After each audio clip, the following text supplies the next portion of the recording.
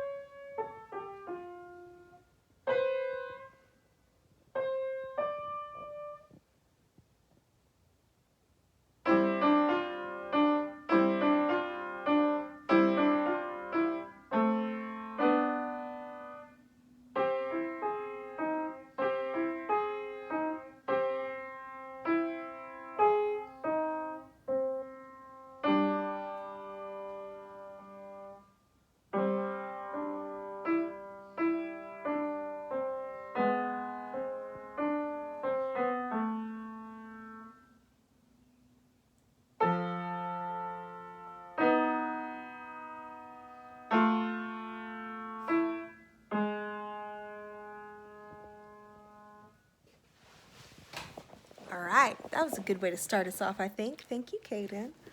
Okay, we are on. You didn't have to do that. We are on chapter 13 called Nicolas Flamel. Are you ready to find out who this guy is? Remember, he's the key to whatever Hagrid took from the bank at Gringotts, and then remember somebody tried to rob Gringotts to get that, and now they think that's what's hiding under the trapdoor with the three-headed dog. So let's see what Nicolas Flamel has to do with any of this. Dumbledore had convinced Harry not to go looking for the Mirror of Erised again, and for the rest of the Christmas holidays, the invisibility cloak stayed folded at the bottom of his trunk. Harry wished he could forget what he'd seen in the mirror as easily, but he couldn't. He started having nightmares. Over and over again, he dreamed about his parents disappearing in a flash of green light with a high voice cackled with laughter. You see, Dumbledore was right. That mirror could drive you mad, said Ron, when Harry told him about these dreams. Hermione, who came back the day before term started, took a different view of things. She was torn between horror at the idea of Harry being out of bed, roaming the school 3 nights in a row. If Filch had caught you! And disappointment that he hadn't at least found out who Nicolas Flamel was. They had almost given up hope of ever finding Flamel in a library book, even though Harry was still sure he'd read the name somewhere. Once term had started, they were back to skimming through books for 10 minutes during their breaks. Harry had even less time than the other two, because Quidditch practices had started again. Wood was working the team harder than ever. Even the endless rain that had replaced the snow couldn't dampen his spirits. The Weasleys complained that Wood was becoming a fanatic, but Harry was on Wood's side. If they won their next match against Hufflepuff, they would overtake Slytherin in the house championship for the first time in 7 years. Quite apart from wanting to win, Harry found that he had fewer nightmares when he was tired out after training. Then, during one particularly wet and muddy practice session, Wood gave the team a bit of bad news. He'd just gotten very angry with the Weasleys, who kept dive-bombing each other. Sorry, the neighbor came by to ask him. Our internet's messing up. Sorry, I got loud and crazy. Okay. During one particularly wet and muddy practice session, Wood gave the team a bit of bad news. He'd just gotten very angry with the Weasleys, who kept dive-bombing each other and pretending to fall off their brooms. "Will you stop messing around?" he yelled.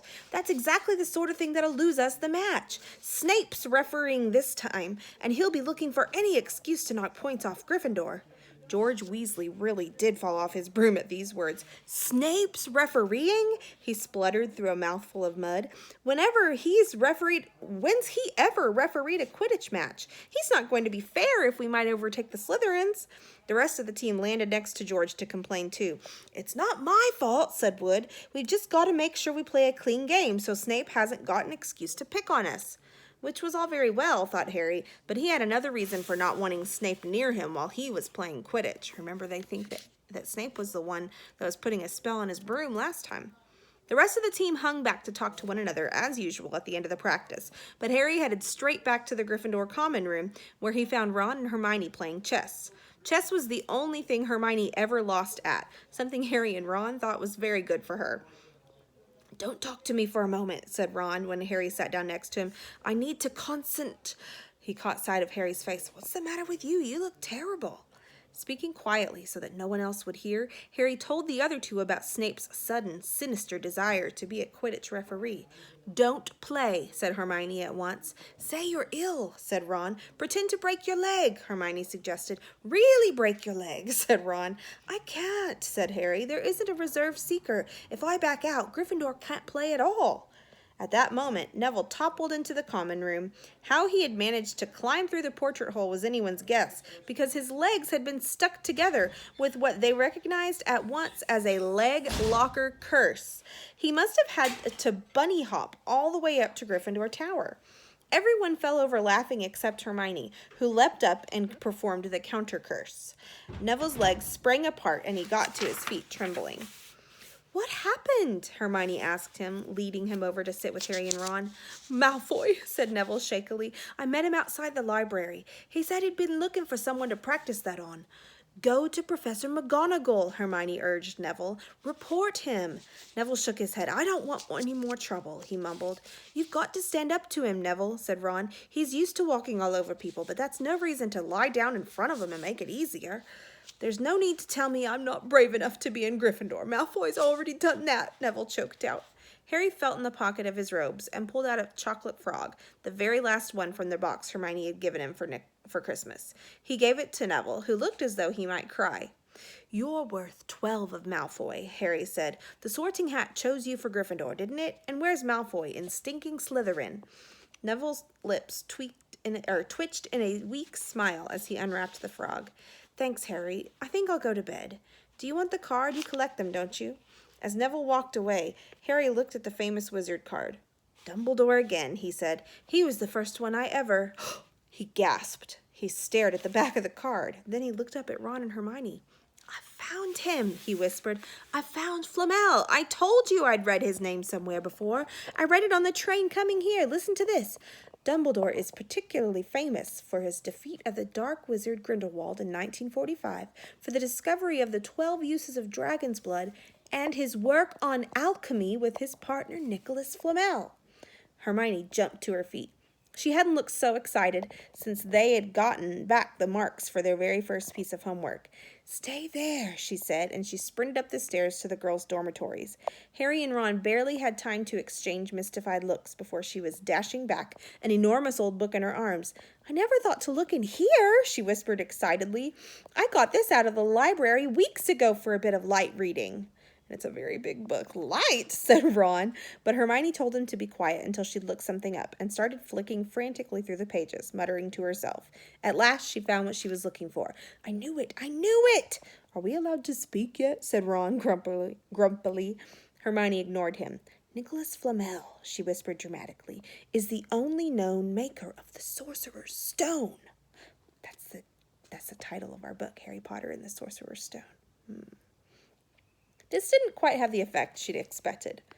The what? Said Harry and Ron. Oh, honestly, don't you two read? Look, read that. There. She pushed the book toward them, and Harry and Ron read. The ancient study of alchemy is concerned with making the Sorcerer's Stone, a legendary substance with astonishing powers. The stone will transform any metal into pure gold. It also produces the elixir of life, which will make the drinker immortal. That means they cannot die. There have been many reports of the Sorcerer's Stone over the centuries, but the only stone currently in existence belongs to Mr. Nicolas Flamel, the noted alchemist and opera lover. Mr. Flamel, who celebrated his 665th birthday last year, enjoys a quiet life in Devon with his wife, Perenelle, who is 658. See, said Hermione, when Harry and Ron had finished, the dog must be guarding Flamel's Sorcerer's Stone. I bet he asked Dumbledore to keep it safe for him, because they're friends, and he knew someone was after it. That's why he wanted the stone moved out of Gringotts. A stone that makes gold and stops you from ever dying, said Harry. No wonder Snape's after it. Anyone would want it. And no wonder we couldn't find Flamel in that study of recent developments in wizardry, said Ron. He's not exactly recent if he's 665, is he? The next morning in Defense Against the Dark Arts, while copying down different ways of treating werewolf bites, Harry and Ron were still discussing what they'd do with the Sorcerer's Stone if they had one. It wasn't until Ron said he'd buy his own Quidditch team that Harry remembered about Snape and the coming match. I'm going to play, he told Ron and Hermione. If I don't, all the Slytherins will think I'm just too scared to face Snape. I'll show them. It'll really wipe the smiles off their faces if we win. Just as long as we're not wiping you off the field, said Hermione. As the match drew nearer, however, Harry became more and more nervous, whatever he told Ron and Hermione. The rest of the team wasn't too calm either. The idea of overtaking Slytherin in the house championship was wonderful. No one had done it for 7 years, but would they be allowed to with such a biased referee? Biased means someone who maybe won't play fair. They don't think that Snape will be fair to the Gryffindors because he wants Slytherin to win. Harry didn't know whether he was imagining it or not, but he seemed to keep running into Snape wherever he went. At times, he even wondered whether Snape was following him, trying to catch him on his own. Potions lessons were turning into a sort of weekly torture. Snape was so horrible to Harry. Could Snape possibly know that they'd found out about the Sorcerer's Stone? Harry didn't see how he could, yet he sometimes had the horrible feeling that Snape could read minds. Harry knew, when they wished him good luck outside the locker rooms the next afternoon, that Ron and Hermione were wondering whether they'd see him alive again. This wasn't what you'd call comforting. Harry hardly heard a word of Wood's pep talk as he pulled on his Quidditch robes and picked up his Nimbus 2000. Ron and Hermione, meanwhile, had found a place in the stands next to Neville, who couldn't understand why they looked so grim and worried, or why they had brought their wands to the match. Little did Harry know that Ron and Hermione had been secretly practicing the leg locker curse. They'd gotten the idea from Malfoy using it on Neville, and were ready to use it on Snape if he showed any sign of wanting to hurt Harry. Now, don't forget, it's locomotor mortis, Hermione muttered as Ron slipped his wand up his sleeve. I know, Ron snapped. Don't nag. Back in the locker room, Wood had taken Harry aside. Don't want to pressure you, Potter, but if we ever need an early capture of the snitch, it's now. Finish the game before Snape can favor Hufflepuff too much. The whole school's out there, said Fred Weasley, peering out of the door. Even, blimey, Dumbledore's come to watch. Harry's heart did a somersault. Dumbledore, he said, dashing to the door to make sure. Fred was right. There was no mistaking that Silverbeard. Harry could have laughed out loud with relief. He was safe. There was simply no way that Snape would dare try to hurt him if Dumbledore was watching. Perhaps that was why Snape was looking so angry as the teams marched onto the field, something that Ron noticed, too. I've never seen Snape look so mean, he told Hermione. Look, they're off. Ouch! Someone had poked Ron in the back of the head. It was Malfoy. Oh, sorry, Weasley. Didn't see you there. Malfoy grinned broadly at Crabbe and Goyle. Wonder how long Potter's going to stay on his broom this time. Anyone want to bet? What about you, Weasley? Ron didn't answer. Snape had just awarded Hufflepuff a penalty because George Weasley had hit a bludger at him. Hermione, who had all her fingers crossed in her lap, was squinting fixedly at Harry, who was circling the game like a hawk, looking for the snitch. You know how I think they chose people for the Gryffindor team, said Malfoy loudly a few minutes later, as Snape awarded Hufflepuff another penalty for no reason at all. It's people they feel sorry for. See, there's Potter, who's got no parents, and then there's the Weasleys, who've got no money. You should be on the team, Longbottom. You've got no brains. Neville went bright red, but turned in his seat to face Malfoy. I'm worth 12 of you, Malfoy, he stammered. Malfoy, Crabbe, and Goyle howled with laughter, but Ron, still not daring to take his eyes off the game, said, You tell him, Neville. Longbottom, if brains were gold, you'd be poorer than Weasley, and that's saying something. Ron's nerves were already stretched to the breaking point.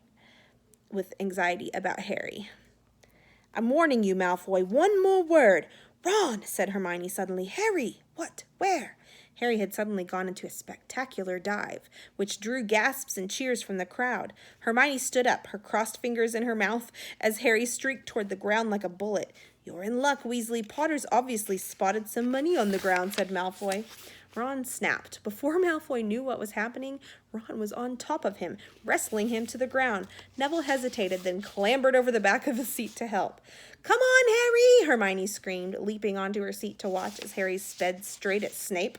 She didn't even notice Malfoy and Ron rolling around under her seat, or the scuffles and yelps coming from the whirl of fists that was Neville, Crabbe, and Goyle. They got into a fight. Not the best way to solve the problem. Up in the air, Snape turned on his broomstick just in time to see something scarlet shoot past him, missing him by inches. The next second, Harry had pulled out of the dive, his arm raised in triumph, the snitch clasped in his hand. The stands erupted. It had to be a record. No one could ever remember the snitch being caught so quickly. Ron, where are you? The game's over. Harry's won. We've won. Gryffindor is in the lead, shrieked Hermione, dancing up and down on her seat and hugging Parvati Patil in the row in front. Harry jumped off his broom, a foot from the ground. He wouldn't believe it. He'd done it. The game was over. It had barely lasted 5 minutes. As Gryffindors came spilling onto the field, he saw Snape land nearby, white-faced and tight-lipped. Then Harry felt a hand on his shoulder and looked up into Dumbledore's smiling face. Well done, said Dumbledore, quietly, so that only Harry could hear. Nice to see you haven't been brooding about that mirror. Been keeping busy. Excellent. Snape spat bitterly on the ground. Harry left the locker room alone some time later to take his Nimbus 2000 back to the broom shed. He couldn't ever remember feeling happier. He'd really done something to be proud of now. No one could say he was just a famous name anymore. The evening air had never smelled so sweet. He walked over the damp grass, reliving the last hour in his head, which was a happy blur. Gryffindors running to lift him onto their shoulders, Ron and Hermione in the distance, jumping up and down, Ron cheering through a heavy nosebleed. Harry had reached the shed. He leaned against the wooden door and looked up at Hogwarts, with its windows glowing red in the setting sun, Gryffindor in the lead. He'd done it. He'd shown Snape. And speaking of Snape, a hooded figure came swiftly down the front steps of the castle. Clearly not wanting to be seen, it walked as fast as possible toward the Forbidden Forest. Harry's victory faded from his mind as he watched. He recognized the figure's prowling walk. Snape sneaking into the forest while everyone else was at dinner. What was going on? Harry jumped back on his Nimbus 2000 and took off. Gliding silently over the castle, he saw Snape enter the forest at a run. He followed. The trees were so thick, he couldn't see where Snape had gone. He flew in circles, lower and lower, brushing the top branches of trees until he heard voices. He glided toward them and landed noiselessly in the towering beech tree. He climbed carefully along one of the branches, holding tight to his broomstick, trying to see through the leaves. Below, in the shadowy clearing, stood Snape, but he wasn't alone. Professor Quirrell was there too. Harry couldn't make out the look on his face, but he was stuttering worse than ever. Harry strained to catch what they were saying. Don't know why you wanted to meet here of all places, Severus. Oh, I thought we'd keep this private, said Snape, his voice icy. Students aren't supposed to know about the Sorcerer's Stone after all. Harry leaned forward. Quirrell was mumbling something. Snape interrupted him. Have you found out how to get past that beast of Hagrid's yet? But Severus, You don't want me as your enemy, Quirrell, said Snape, taking a step toward him. Don't know what you... You know perfectly well what I mean. An owl hooted loudly, and Harry nearly fell out of the tree. He steadied himself in time to hear Snape say, You're a little bit of hocus-pocus. I'm waiting. But I just don't. Very well, Snape cut in. We'll have another little chat soon, when you've had time to think things over and decided where your loyalties lie. He threw his cloak over his head and strode out of the clearing. It was almost dark now, but Harry could see Professor Quirrell standing quite still as though he was petrified. Harry, where have you been? Hermione squeaked. We won! You won! We won! Shouted Ron, thumping Harry on the back. And I gave Malfoy a black eye, and Neville tried to take on Crabbe and Goyle single-handed. He's still out cold, but Madame Pomfrey thinks he'll be all right. Talk about showing Slytherin. Everyone's waiting for you in the common room. We're having a party. Fred and George stole some cakes and stuff from the kitchens. Never mind that now, said Harry breathlessly. Let's find an empty room. You wait till you hear this. He made sure Peeves wasn't inside before shutting the door behind them. And then he told them what he'd seen and heard. So we were right. It is the Sorcerer's Stone, and Snape's trying to force Quirrell to help him get it. He asked if he knew how to get past Fluffy, and he said something about Quirrell's hocus pocus. I reckon there are other things guarding the stone apart from Fluffy. Loads of enchantments, probably, and Quirrell wouldn't have done some anti-dark arts spell that Snape needs to break through. So you mean the stone's only safe as long as Quirrell stands up to Snape? said Hermione in alarm. Does it seem likely that Quirrell is going to stand up to Snape? It'll be gone by next Tuesday, said Ron. And that's the end of chapter 13. Next chapter is 14, which is Norbert, the Norwegian Ridgeback. And let's see what that's going to be. Is that a dragon? Can't wait to see.